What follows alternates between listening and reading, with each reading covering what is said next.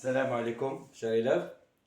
اليوم راح نشوفوا le tracé de volume de contrôle. C'est-à-dire on va voir le pourquoi, c'est-à-dire pourquoi on trace le volume de contrôle et comment on trace le volume de contrôle. Qu'est-ce qu'on a fait dans le cours? On a dit le volume de contrôle, on doit le préciser dès le départ. Et c'est quoi un volume de contrôle? C'est le volume sur lequel on va appliquer les lois correspondantes. C'est-à-dire, si on cherche par exemple une vitesse, on va appliquer la première loi, l'équation de continuité. Donc je dois préciser par un tracé le volume sur lequel je vais appliquer cette loi. Un autre exemple, si vous avez un système comme ça, où il y a des pressions un peu partout, des écoulements un peu partout, et on veut chercher la réaction de cette conduite sur le liquide, sur l'écoulement. On va appliquer la deuxième loi, c'est-à-dire l'équation de Newton, l'équation de conservation de quantité de mouvement. Là aussi, on doit appliquer ou bien on doit bien préciser le volume sur lequel on va appliquer cette loi. Et on a dit dans le cours que le volume de contrôle, CV, contrôle volume, il doit comporter toutes les surfaces de flux et tous les points d'application des forces. Et aussi, si on applique la troisième loi, ce n'est pas l'objet de votre cours en deuxième année, l'équation de l'énergie, on doit aussi préciser, il doit englober aussi tous les points où il y a un apport d'énergie, un transfert de chaleur, une énergie apportée, une énergie cédée, et ainsi de suite.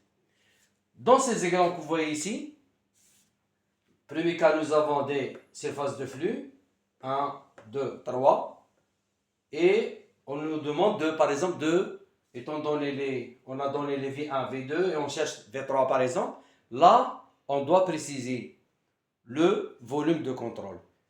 Il doit, premièrement, on doit spécifier tous les points de flux. Ce volume de contrôle CV doit comporter toutes les surfaces de flux, et je vais le tracer en pointillé. Voilà comment je vais le tracer. Voilà, je vais le tracer en rouge. Voilà mon contrôle volume. Voilà.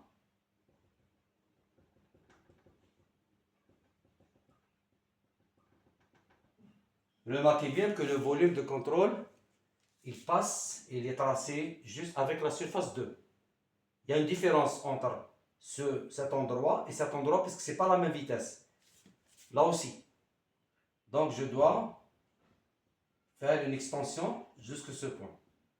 Voilà mon CV.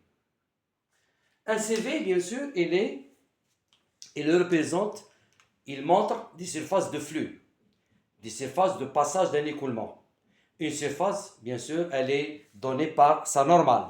Donc je dois tracer sur chaque surface de contrôle la normale sortante. Et remarquez bien que la normale, elle est basée sur la surface de contrôle.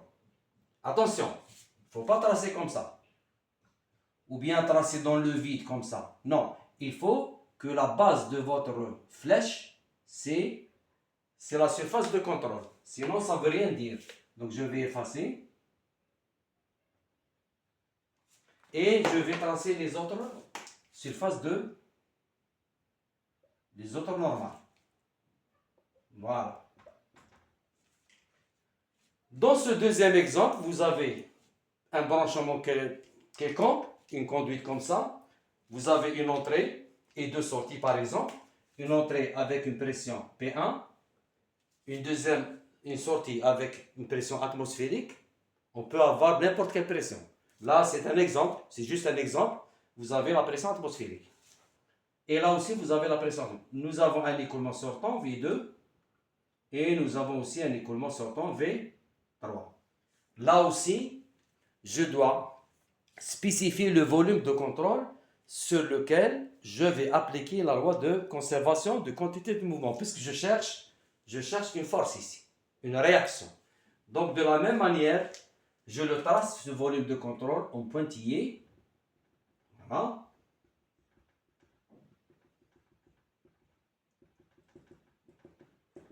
Et je trace aussi toutes les normales sortantes.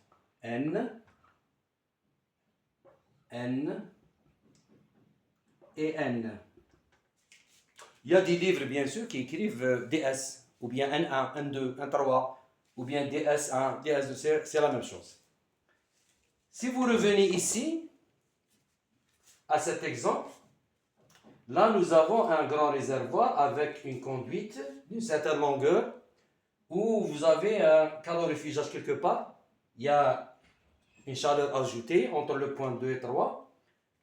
Là, je vais imaginer que la question posée, c'est de chercher la différence de température, par exemple T3 moins T2.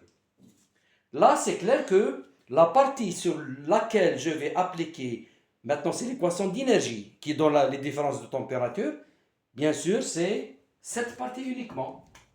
Donc je précise bien mon volume de contrôle, parce que c'est entre 2 et 3 que j'ai le transfert de chaleur et j'ai l'occasion d'appliquer l'équation de la conservation de l'énergie.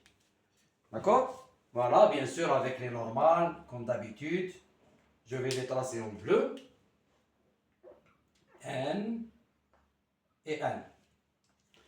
Si je veux, par exemple, ici, si je vais calculer ou bien appliquer l'équation de Bernoulli entre 1 et 2, ou bien entre 1 et 4, je n'aurai pas besoin de ce volume de contrôle. Le volume de contrôle, en général, on l'applique surtout pour les équations de conservation, telles que l'équation de continuité, l'équation de conservation de quantité de mouvement et l'équation d'énergie.